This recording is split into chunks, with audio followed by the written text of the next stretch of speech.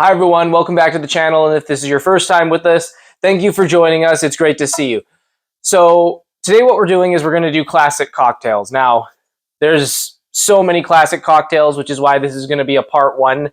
I don't know how many parts we're going to do, but we're only going to do 3 cocktails today, and just 3 really classic, iconic cocktails that I highly recommend all of you try. And that's what we're doing today, guys. We're going back to classics. So classic cocktails, let's get into it.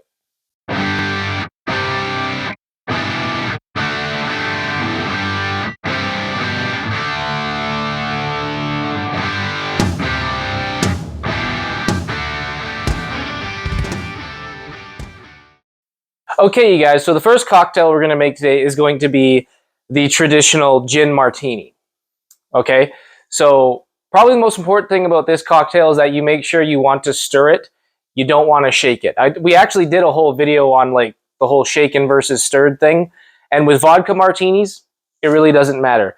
But gin is a little bit more delicate. And if you put it into a shaker and you shake the crap out of it, then it kind of breaks down the juniper nodes that you get from the gin. And if you want to keep those flavors, you do not want to shake the cocktail. You want to be a little bit more delicate with it. So use a mixing glass for this one, guys. So what you're going to need, of course, is your gin. You're going to need some dry vermouth, and make sure it's dry vermouth, not sweet vermouth.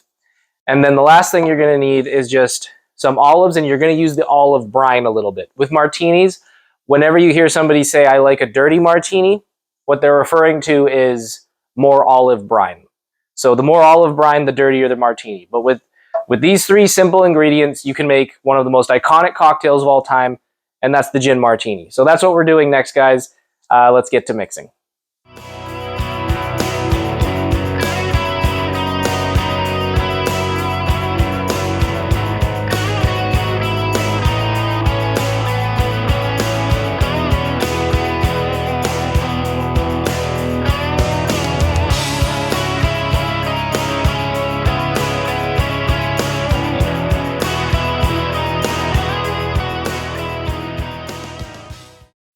And there you had the classic Gin Martini, you guys. Super iconic, super simple to do, tastes really, really good, and just delivers a really, really good experience. But always remember, the dirtier the martini, the more olive brine. Very important to remember with martinis. So up next, what we've got is the classic White Russian. A lot of you might remember this particular drink from the movie The Big Lebowski. This drink was really, really made famous by that movie, and has become a real cult classic in the cocktail world, is the White Russian. Super easy, super simple to do. So what you're going to use for this, guys, your main spirit is you're going to need some vodka, and then you're also going to use some Kahlua, coffee-flavored liqueur. Kahlua is obviously one of the big name brands that are popular for that. And then we're going to go in with some heavy whipping cream. Now, you can use half and half. You can even just use regular milk. But I believe the whole point with the White Russian, just classically, is you do not mix it. So you put your spirit and your Kahlua in first, and then you just kind of drizzle a little heavy cream on top. And the densities of the liquids are different. So they're not just going to just mix together and blend super easily. The cream will kind of sit on top or more so, and as you sip the drink, it'll kind of mix together. And it's actually very cool. But that's what the White Russian is, you guys. These simple ingredients, vodka, Kahlua, cream. Let's get to mixing.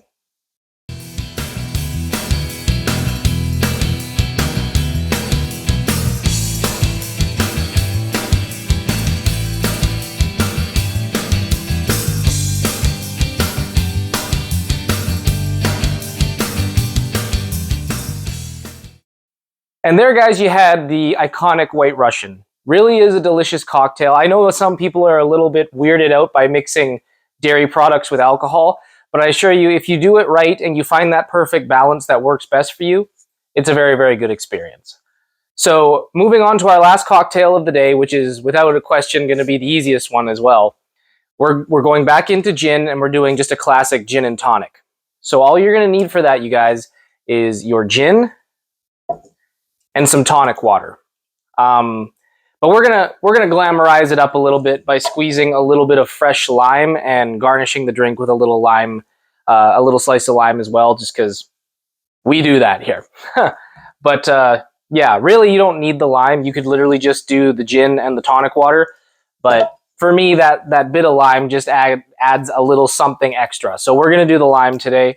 And yeah, that's it. This is going to be the gin and tonic, guys. Let's get to mixing.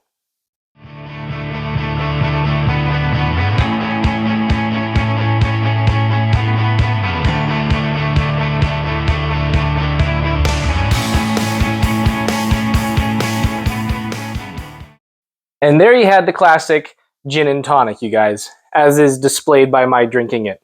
We're not doing a tasting for this video just because I've had all these drinks like 1,000 times. I feel like there's nothing overly special about them, I can say, and my roommate's not here for her to sample them as well. Although I must say, like, these drinks probably aren't her taste so much, but oh my god, yeah, that's perfect. That's perfection for me. But yeah, those are three really classic cocktails that I think everybody should try. Everybody should know about them, and we're gonna keep doing more of these kinds of videos just to expose you to some cocktails that maybe some of you haven't tried at some point or another, and I highly recommend that you do. But at least for today, that's all I got for you guys. I hope you guys enjoyed the video. I had a lot of fun mixing these for you today. Don't forget to comment, like, subscribe, all that usual BS, and make sure you're always drinking responsibly out there. Cheers, guys. Take care.